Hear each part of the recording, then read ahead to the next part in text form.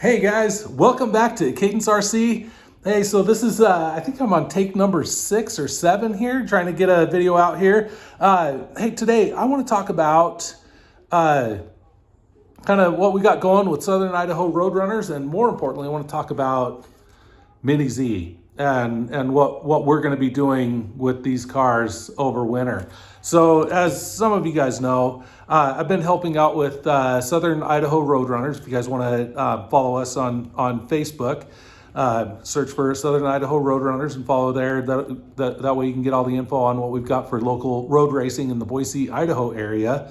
But anyway, we're we're done. We finished our summer series, and a couple weeks ago we had our last road race, 10 scale road race, and now we're looking for what we can do to keep racing during winter. And one of the classes that we really want to focus on is going to be Mini Z, and I'm actually really excited. So today I just kind of want to talk about Mini Z and why I think they're cool and why I think you should join us racing Mini Z. I was just looking at the TV to see what I had playing. Hey, so this is my Mini Z, and so just kind of slam right into this whole thing. I've had this car for about a year. I've been running it for about 4 or 5 months on Saturdays, as often as I can. I try and get out and run at Hobbytown here in Boise. They set up a track for us on Saturdays and Mondays.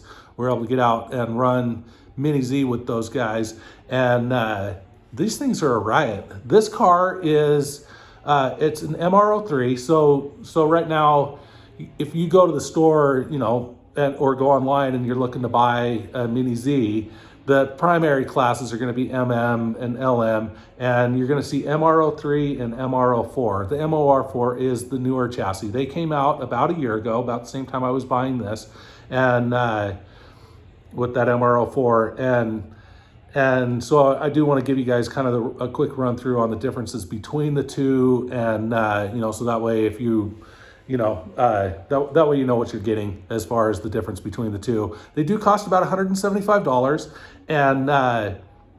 and so the MR03, like I say, it's the newer chassis, and I'm going to do a quick little run through. So the biggest difference between an MR03 and an MR04 is the motor pod. So just if I can get that undone. So the motor pod is here where the back tires are attached and the motor. If you look at this section, so this part of the car, if you look at an MR04, the motor sits flush and it actually sticks through the plastic at the base of the chassis. On the MR03, it's actually raised up quite a bit. So the center of gravity is lowered very significantly on an MR04. They did change and I don't know exactly, I suspect it's because of the changes that they made to the rear end, but they did change the geometry on the front suspension. Again, I think that was done as a way to improve the handling based on the changes that they made. The other big change that they made, and one that you can do with an MR03, is we call it the Kingpin mod. So on your suspension, where it rides on the front suspension, it's this silver pin right here. You actually flip that and you clip off the end, and it's pretty easy to do. I actually did mine in about 15 minutes, and it makes your suspension run smoother. On the MR03, you have to do that work. On the MR04, it's already been done. So that's a standard upgrade on an MR03, and an upgrade you just don't have to deal with on an MR04. So that's kind of the big differences between an MR03 and an MR04. I wish I had as far as the classes, the car types, the two most common are going to be your MM and then your LM. My car, like I say, my car is an MM, which is a mid-motor, medium length chassis. So they have like the short chassis are going to be like your all-wheel drive cars, and then your mid length are going to be like this car, which are going to be your sports cars, your McLaren, your Corvette, your Mercedes. They're all going to be based on essentially on GT3 race cars, and then your LMs are going to have a longer wheelbase, and they're going to have a wider tire. And then they're going to be, the bodies on those are going to be based on like, they have a really beautiful 917, the Porsche 917, one of the fastest race cars ever made. They've got the 787, which if you're a Gran Turismo guy, the 787 is a car that you get inundated with. That thing is amazing. They've got a couple other really beautiful Mercedes, Sauber Mercedes, and a couple of other cars. And I'll share some pictures of those here, so you guys should be seeing some pictures as we go here of some of those different cars. The advantage, each of the cars, an MM is going to do better on a tighter track without like sweepy type corners. The LMs are going to smoke the MM on a sweepy type track. If you don't have a bunch of really tight turns, the MMs are super fast. Otherwise, the handling on the MM is pretty amazing. They are slower turning when you drive the LM. So in a way, it might be easier. They're probably easier to drive. I haven't spent a ton of time driving an LM. The other things that you're going to see are going to be like an Evo. An Evo is going to be an MM or an LM, depending on what body you put on it, and then your tire configuration that you go with. That's your brushless. So these are all brushed on your MR04 non Evos, and so they're not quite as fast, obviously. The Evos are pretty amazing. I got a chance to drive one just recently, and I was about a half second quicker with that car than I was with mine. Also running a McLaren body on that car, and then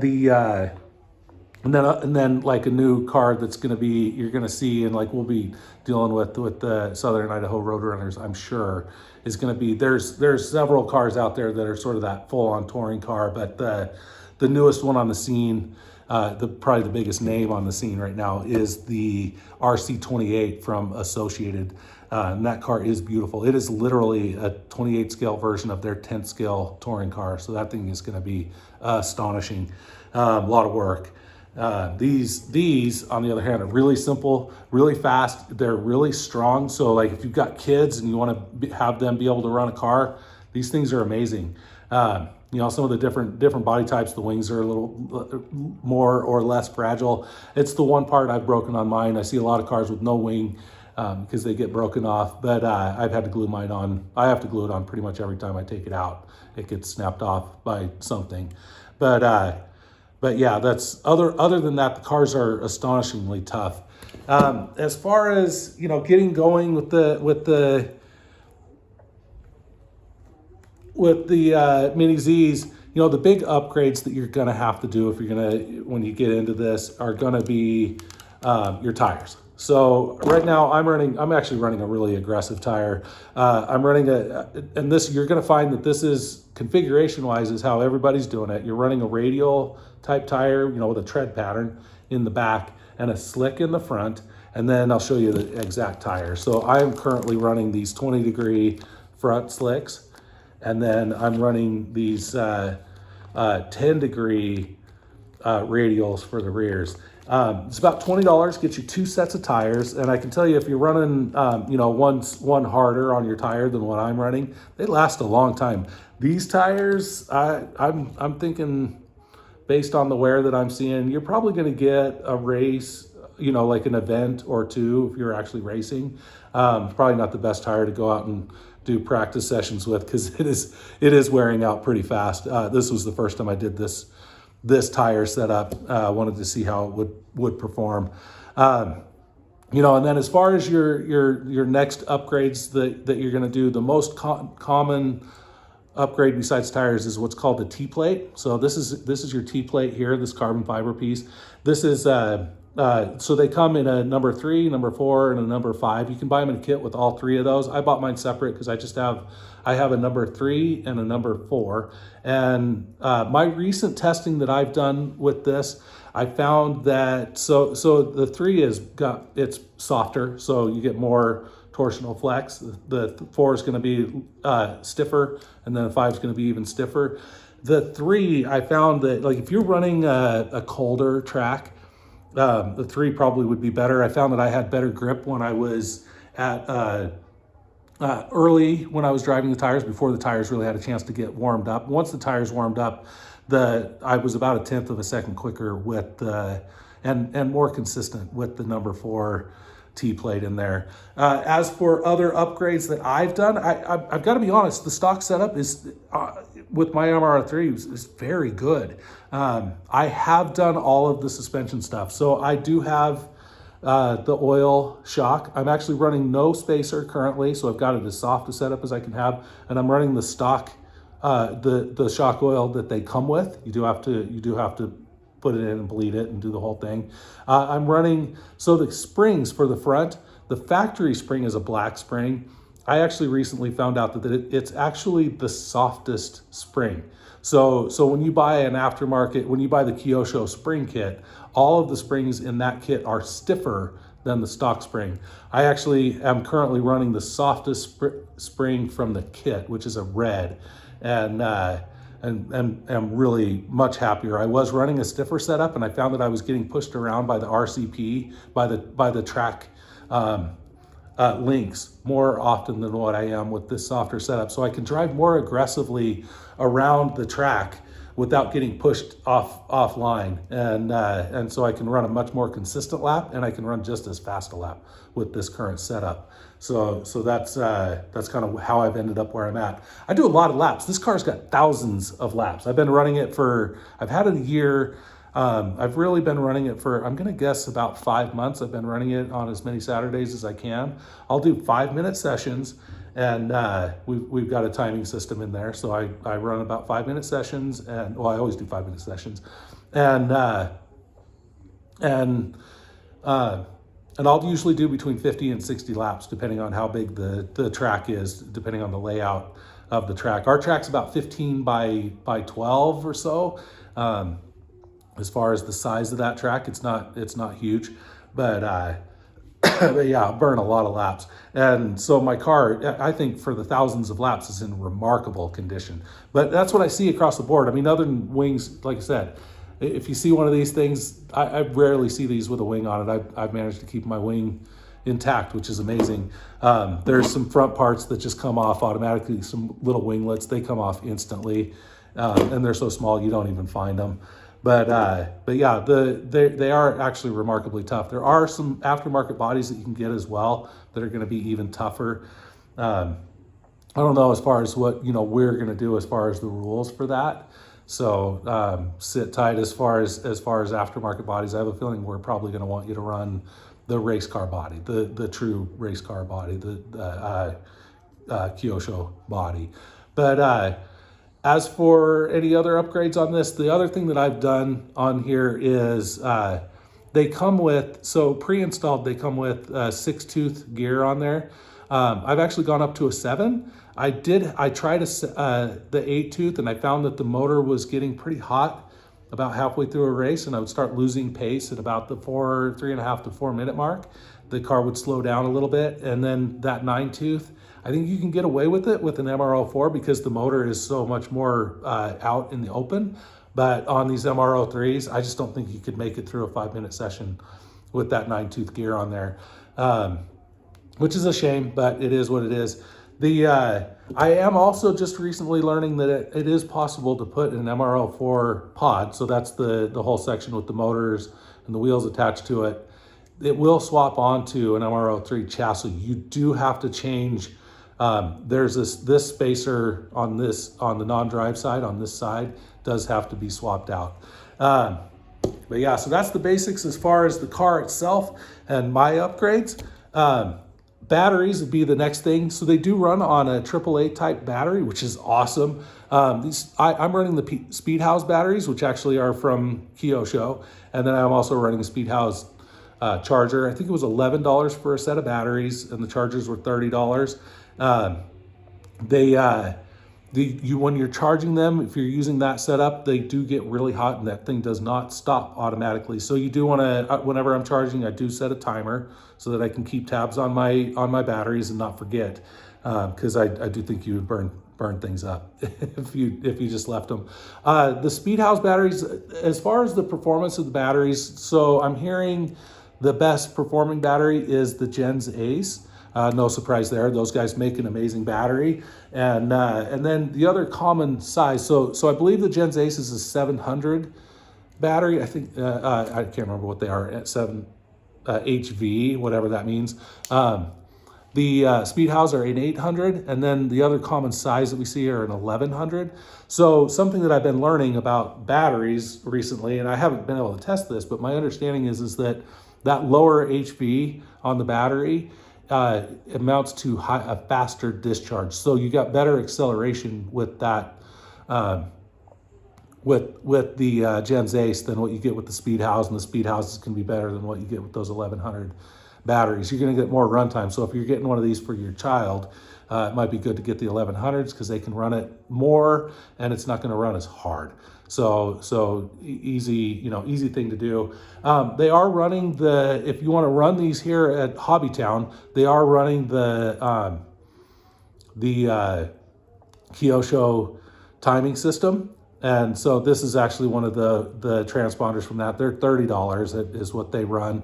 And so that's all you need for running the track.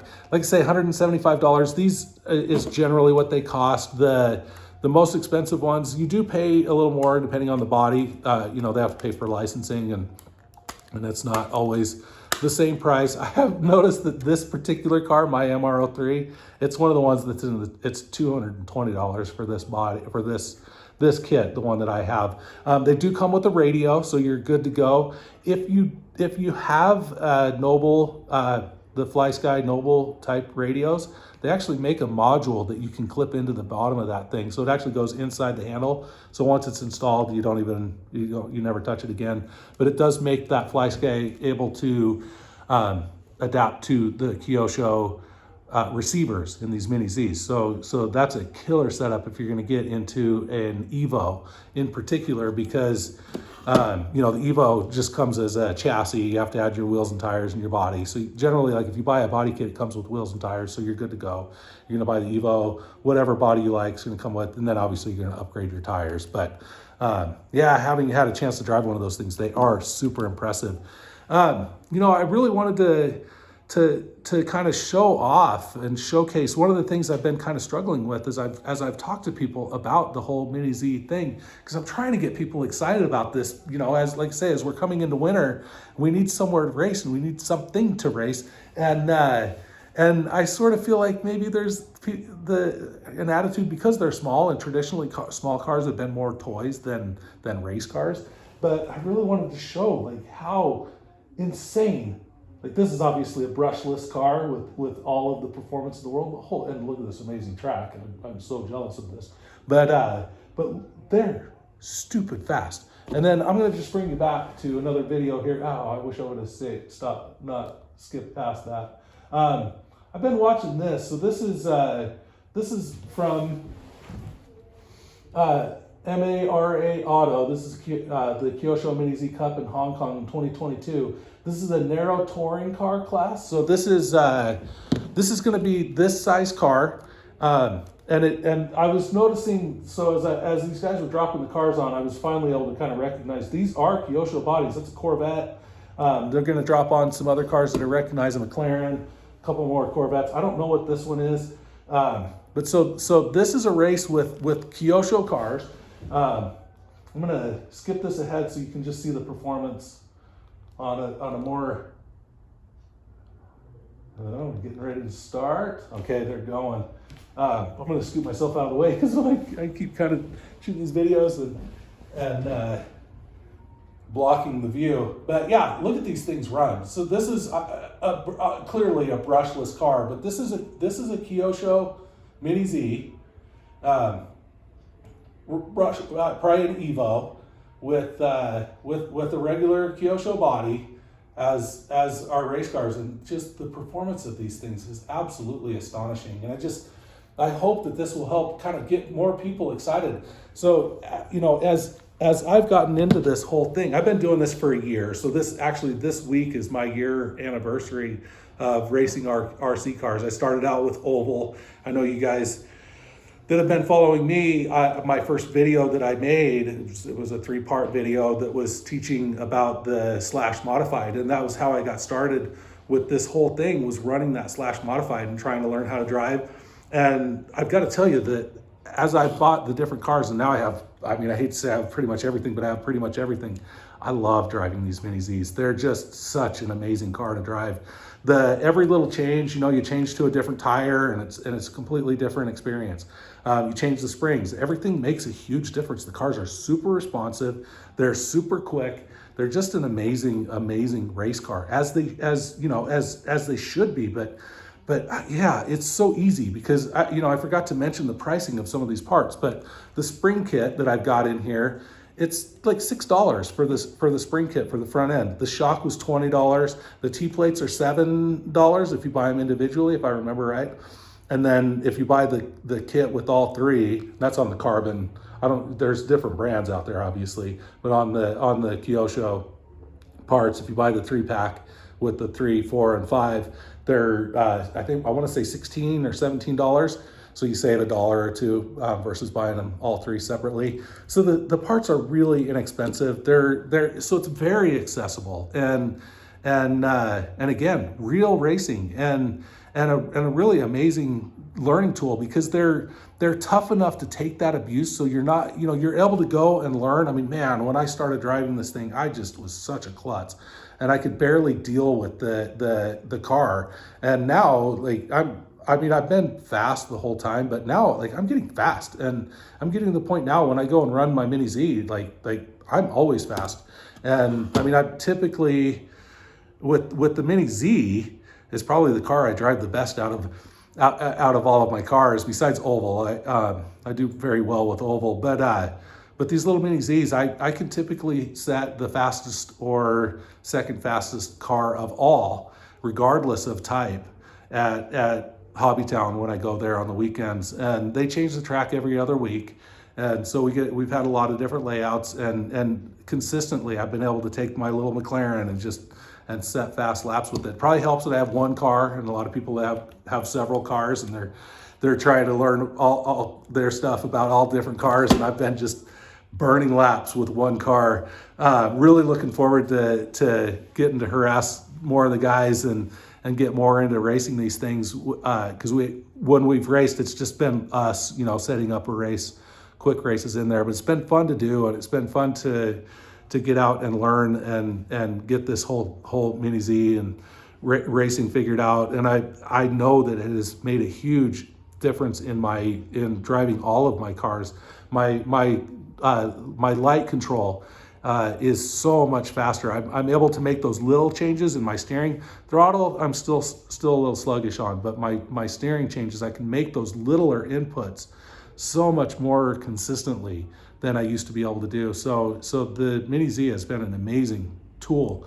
But anyway, like I said, you want to follow us on what we're doing, go to Southern Idaho Roadrunners on Facebook.